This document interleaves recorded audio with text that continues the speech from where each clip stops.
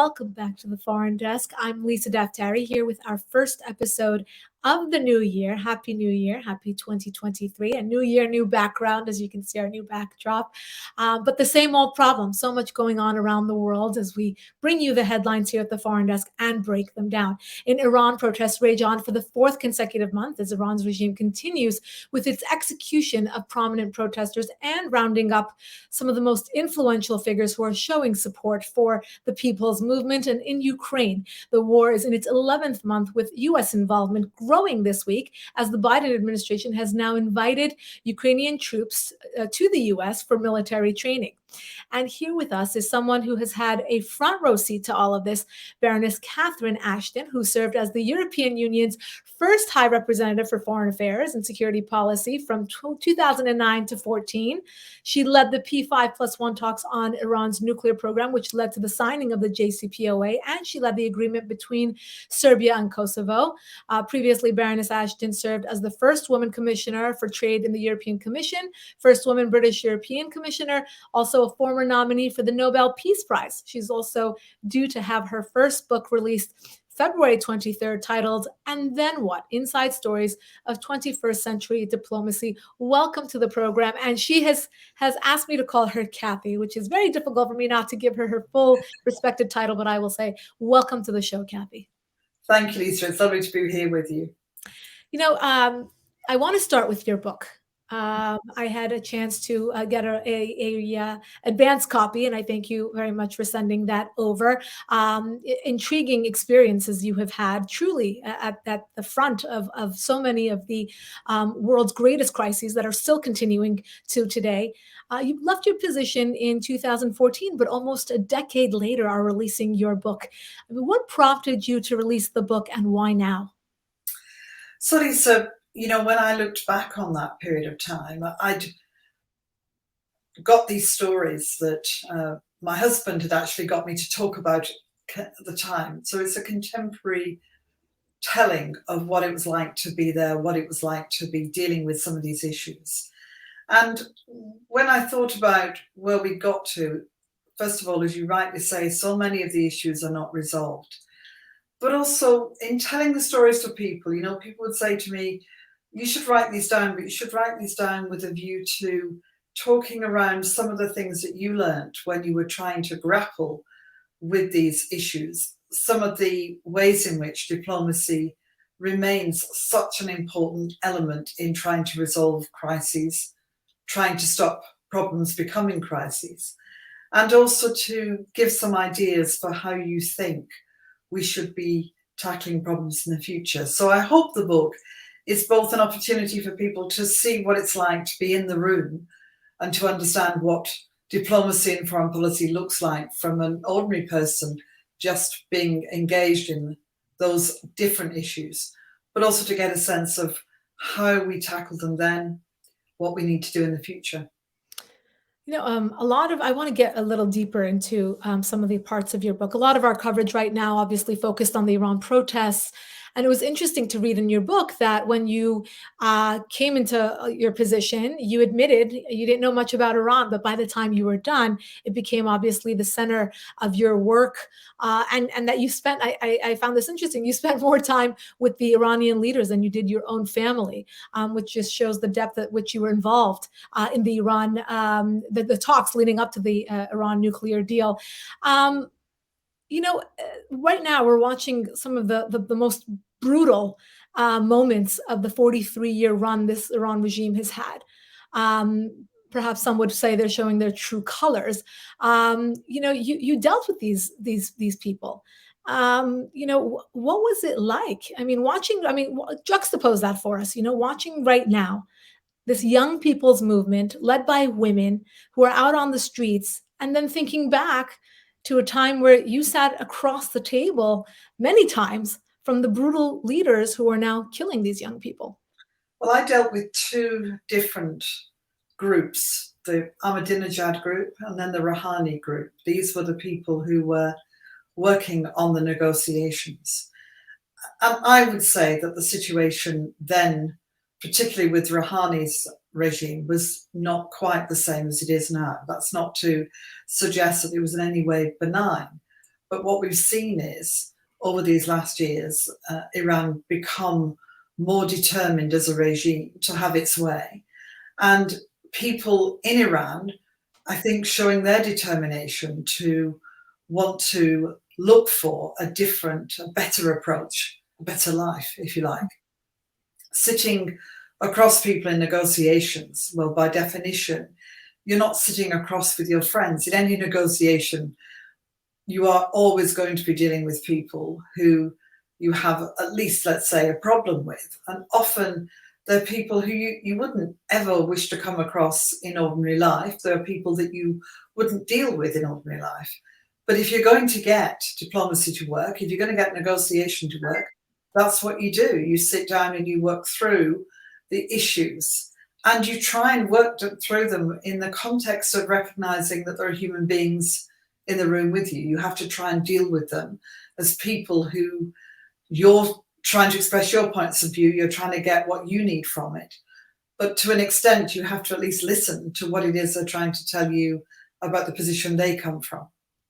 Yeah, but I guess the question now is, how many chances does the Iran regime get, right? With all due respect, I mean, for 43 years, of course, the leaders in charge have been bad or worse. We've never had, even a Rouhani, many call him a wolf in sheep's clothing because he promised so many reforms, especially economic ones, never delivered on them. There have been executions for 43 years, starting in 79 up to today. So it's never been great. They've never been respectful of human rights, and particularly the rights of women. So in 2014, you had a run-in with that exact issue. There were headlines as you were harshly criticized by Iran's hardliners, the same people you negotiated, sat in negotiations with just a year prior. They were upset that you met with a handful of Iranian women, human rights activists, in celebration of International Women's Day. And there were actual official complaints launched against you by these hardliners for supporting human rights, indicating that they don't support human rights, right? So what was it like at that moment? Did you want to sound the alarm? Did you think to yourself, oh my God, I sat with the wrong people. I just negotiated a deal or sat across the table trying to use diplomacy against people who are against women, are against human rights, and they're upset at me for sitting with just a handful of human rights activists. So, again, back to my point about negotiations, that you are often dealing with people who you have nothing in common with, who you would not want to be with in many circumstances. But it's also important to recognize that in a negotiation, in my opinion, one of the very first things you have to do is decide what it is you're trying to achieve and stick to it. There were many, many issues in discussions with many countries across the world where there are lots of things that you want to get onto, issues that you want to talk about, concerns that you have. And as you'll know, I spent a lot of time talking about human rights issues. But the nuclear negotiations were about a very specific thing, trying to ensure that Iran's nuclear program was peaceful. Mm-hmm. And that was the core of what we were trying to do. I describe it, I think, as the boulder in the doorway. Mm-hmm. There are many, many issues that you want to discuss with Iran, not least human rights. Right. But if you can't deal with something that is such an immediate threat, so important, then you have to kind of get that boulder out of the doorway in order that you can have those conversations. And it's always very complicated, Lisa, because understandably, people say, well, why don't you also do human rights issues? Why don't you add those into the equation? Why don't you raise those in the talks?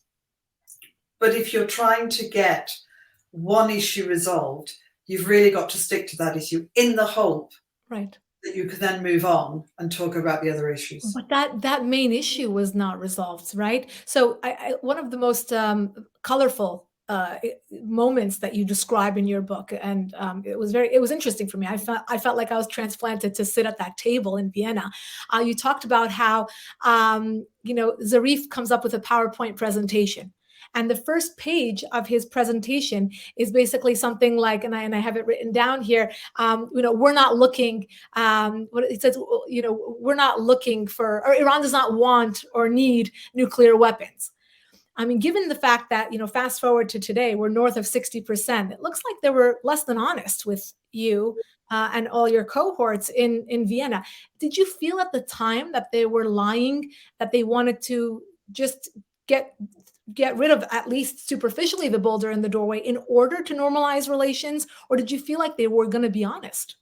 So the point about the agreement, which was a good agreement, was that there was a huge amount of verification that went alongside it. The International Atomic Energy Authority, which, as you know, is responsible for making sure that what is said to be done is actually done. They monitor, they verify.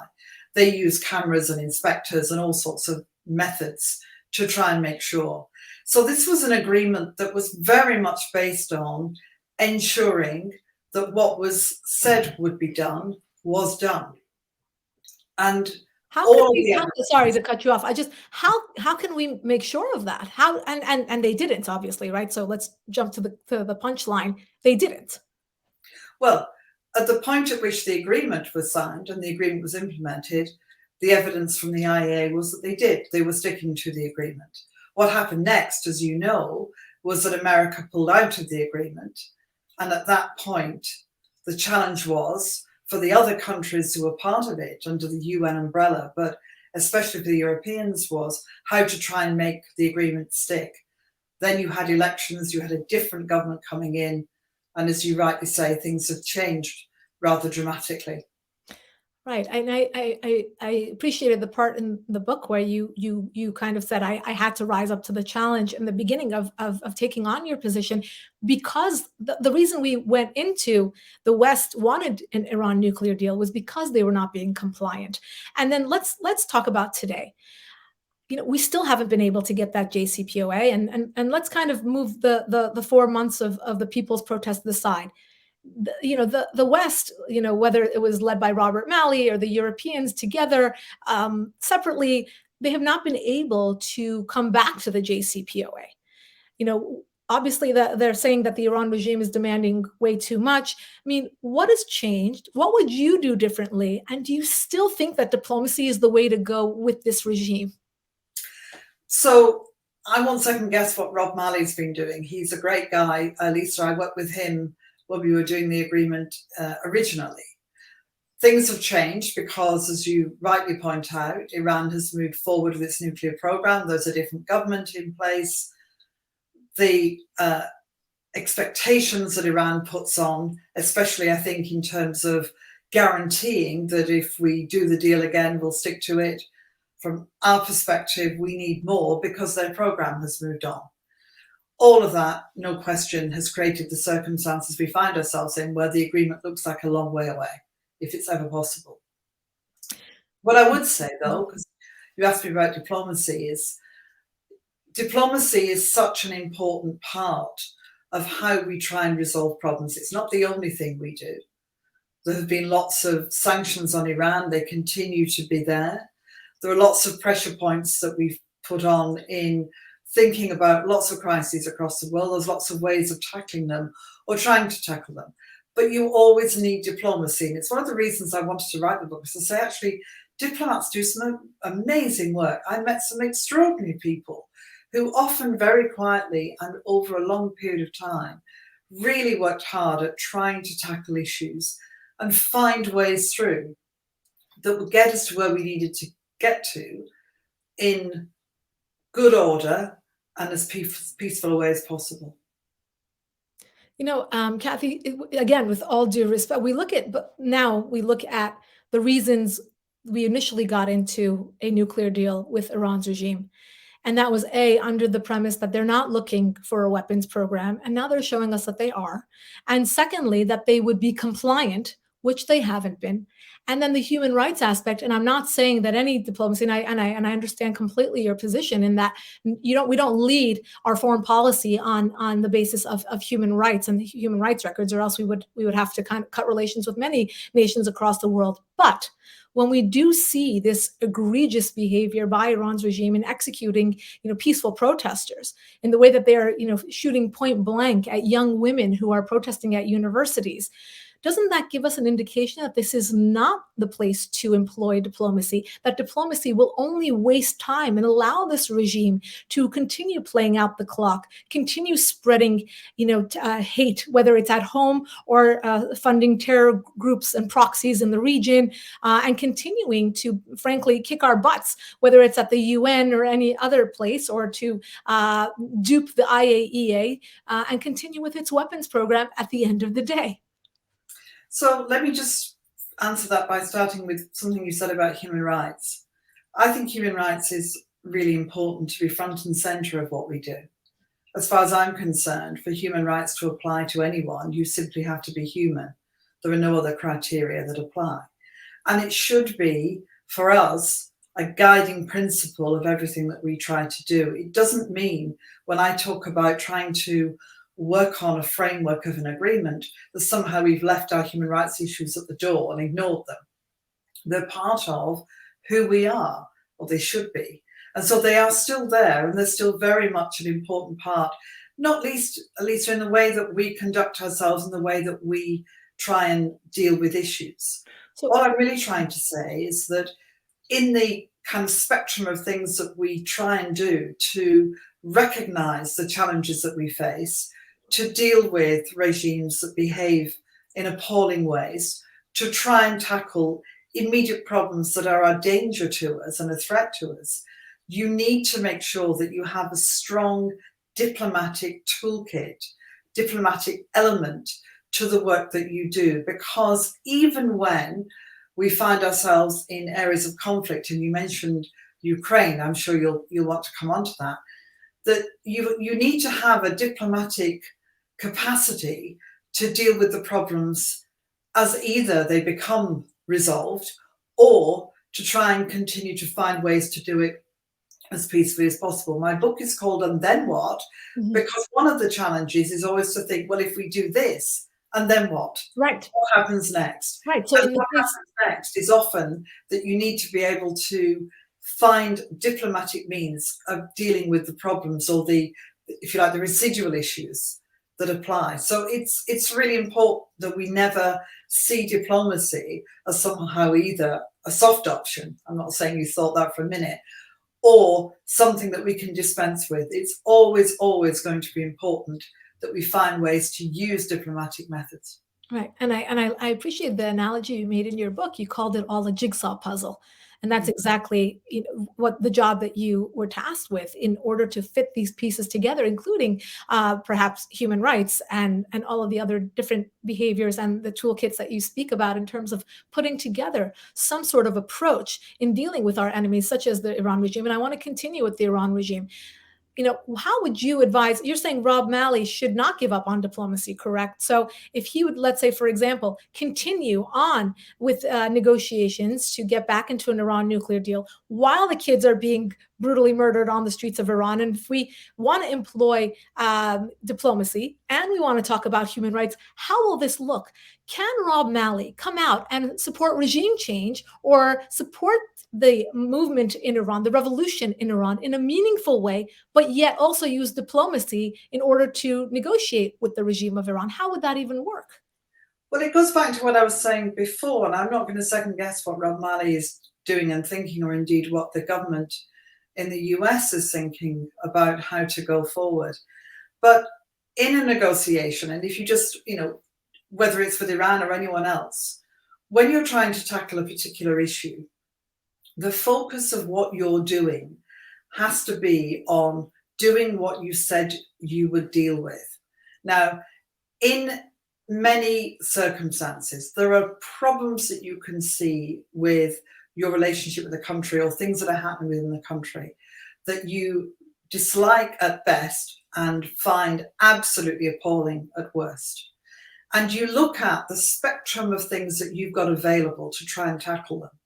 So it may be that you take sanctions. It may be that you put pressure on. It may be that you put pressure on others to try and put pressure on what's happening. Lots of different things that you do.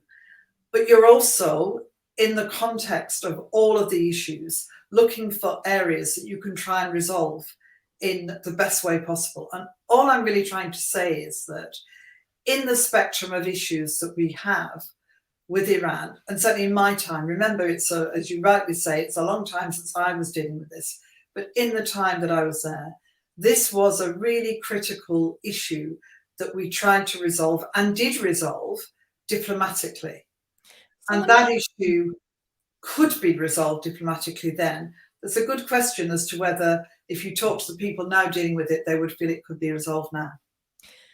but even in 2013, so more so in 2023, if the goal of you as a EU representative for foreign policy and security policy, or Rob Malley's position as envoy to Iran, or the Biden administration, the representatives of any country in Europe, Canada, etc., if our goal is to keep our borders safe, if our goal is to dispense of global terrorism, if our goal is to curb Iran regime's behavior, isn't regime change the fastest way to that goal? Why not support regime change? Why didn't you do it then? And why aren't they doing it now? Well, you'll have to ask them how they want to develop their own policy now. That's not for me to say. What I would say in 2013 was that we were able to reach an agreement on the nuclear program. That was an important beginning in terms of trying to resolve some of the issues that we had. There will be people who thought that that was not enough, that there should be more in terms of supporting changes. But in the context of what we were asked to do, that was the work that we did. And I think it's important to not try and sort of go back and say, well, we could have done this differently then in that context, because we were successful in reaching an agreement. And that's what we were trying to do. Well, successful, I think, would be a better, in terms of longevity, right? You can't hold them back, and then have a sunset clause and then, wonder what. One of the most interesting developments during the last 4 months of this Iran uprising, I thought, was President Obama coming out and saying that he regrets not handling the Green Revolution of 2009 differently, that he should have supported the people. Do you feel the same way? I think it's really interesting, because when you go back to 2009 and the potential that we weren't sure existed, I mean, the challenges of trying to establish, and again, this is partly what made me write the book, of at the time trying to work out what's the best way to go forward. Mm-hmm. When you're looking across usually a whole range of different issues that you're dealing with at the same time, but trying to work out what's going on inside a country is much more complicated or much more complex than hindsight allows you to sort of look back on it. That's not to excuse it, but I think President Obama's, it's an interesting comment. I've not heard that, but it's an interesting comment to look back and say, if we'd been able to do things differently, maybe things would have been different. All I can tell you is, when you're dealing with problems at the time, you are trying to look for ways in which you can try and resolve some of them. And trying to resolve them diplomatically is often an important part of what you do. Just saying, well, we support this or we support that doesn't get you very far. It's great rhetoric, but it doesn't actually get you very far. The important thing is to try and say, how do we get underneath this problem? Is there something we can do to try and solve it? Speaking of diplomacy, we're running out of time, so I definitely want to move on to Ukraine. Several attempts have been made to use diplomacy to kind of solve this conflict. We're almost 1 year into this, right? I mean, who would have thought? We thought if anything, this would have been over much, much sooner. If you were still in position, I mean, how would you bring an end to this? Is there, in fact, an off-ramp for Putin? Is there a way to handle this situation to put an end to it sooner rather than later? It's really hard, Lisa, isn't it, to imagine a situation where there could be now negotiations of any kind with Putin in the context of what he has done. And by the way, I, like more or less everyone else, look back a year, did not expect him to do what he did. I thought that he was going to try and consolidate his position in terms of the territory that he'd taken in the Donbass and, of course, with Crimea. I did not expect him to do what he sought to do. And I think that's true of most people. I'm sure there were people who did see the signs, but I'm not going to pretend that I expected this to happen. Now, where we are a year later, it's extremely difficult to see how this is going to go forward, except that we have to make sure that with the support we can give, that Ukraine is a free and whole country. That means able to make its own decisions. And one of the ways that I've seen that Russia operates is what I call the wedge. I think I may say this in the book, but it's the kind of putting into a country a problem. Maybe it's a sort of semi-invasion, as we saw with Georgia, where the country doesn't have complete control over its own borders. And that means it's very difficult for that country to be able to join alliances or to be able to do things, because it's A, focusing on trying to resolve that problem itself, and B, other countries don't quite know where this nation now stands, what's happening in those different areas. And we saw that with Ukraine. We've seen that since 2013-14, that he's trying to do that. So the first thing is going to be, how do we make sure that it is free and whole? How is it able to make its own decisions? And then, and this is going to be a long-term issue, and one of the things I'm really passionate is that we think long-term about how do we not just resolve problems, but make sure they stay resolved. It's going to be how to really make sure that Ukraine's borders are secure and that it's rebuilt as a nation after the terrible devastation that has happened. I mean, how do we approach Putin with something like that? I mean, what's the incentive for him to even back down now? Well, I think it's very difficult to see quite how he's going to back down now. At the moment, it feels to me as if he is determined on doing whatever it is he finally decides is going to be the end game. Now, he's clearly not going to take the whole of Ukraine. That's never going to happen. The question is he going to try and simply do what we mainly thought that he would do, which is consolidate what he's already got?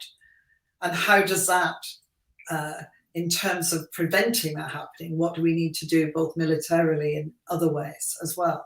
It's incredibly difficult to see how negotiations could happen. What I would say, though, and I said this to people in Ukraine, is you need to start thinking about what the process of negotiations will be, not to make a compromise, but when this war is over, there will be things to sort out. There will be things about security and borders and prisoner exchanges and the repatriation of people who've gone that we know are missing from Ukraine that are in Russia, and making sure we've got reparation in some form, and making sure people are held to account as far as that's possible. So you need to think early about how that's going to happen. Who's going to be in the room? Where are we going to do that? Who's going to be the key partners? Because Ukraine won't be doing that alone, that need to be thinking about this. And although it sounds like doing that very early, the way that the conflicts spin out, the way that they end, you can get things happening quite abruptly. You can get changes taking place, and you need to be ready. And it's back to my point about diplomacy, that even in the middle of a crisis of this kind, we need to be thinking, well, okay, you need to get the people ready to start working out how this is going to be sorted out when we get to that point. Yeah, no easy task for sure. Catherine, I want to just wrap up the program by giving you an opportunity to give us almost a bird's eye view of your book. Like you said, it's been a while since you were in office, but the issues are still there, and if not the same, perhaps worse in many cases. Also touch upon your position on diplomacy, on tackling these issues. Have you evolved in your positioning? How would you advise people in the West who are in these positions of leadership that have to deal with threats like China and Russia and Iran's regime? How would you advise them, and give us, sort of a summary of what people can expect in your book? So what I've tried to do is tell 7 stories from the time that I was in office and take you with me, Lisa, because for most people, foreign policy and diplomacy are just words. They're not everyday occurrences. So trying to allow people to come into the room with me. I have not changed what I wrote at the time. I've not tried to be clever by looking back and saying, well, if I just change this, it looks like I knew more about things. So you will find that it's about what I thought at the time and how we tried to do things at the time. And then to draw some lessons from that. one of the lessons is you just have to think longer term. Crises bubble up. They often happen over decades. Why do we think we can solve them in 6 months or a year? Right. You have to be prepared to stay there for the long term and actually try and help resolve them. It's about trying to be clear about what you do. As I pointed out, stick to the thing that you're trying to achieve. It doesn't mean there's a lot more things to do, but at least if you can achieve one thing, there's a chance of being able to move forward. And it's about, more than anything, saying, on the spectrum of the freezer on the one hand and the oven with a cake that's nicely baked on the other, you're always trying to move relationships from the freezer to the oven. In other words, you're trying to make sure that you are constantly driving from a diplomatic point of view to engage and try and make things better. And especially when it comes to human rights, we should never be afraid to make it clear where we stand, to be prepared to be absolutely determined on supporting people, whoever they are and wherever they are in the world. It should be at the heart of what we do. I'm sure that people inside Iran and China and many other places across the world are listening and very hopeful by your comments. A lot of hard work and much easier said than done diplomacy. Thank you so much. And of course, you can get the Baroness's book, And Then What? Inside Stories of 21st Century Diplomacy, available February 23rd. Thank you very much for your time, Kathy. Thank you, Lisa. And for those of you who would like to subscribe to our weekly show, please go to youtube.com/Lisa Daftari. And to sign up for our daily top 10 foreign policy email, go to foreigndesknews.com. We'll see you all next week.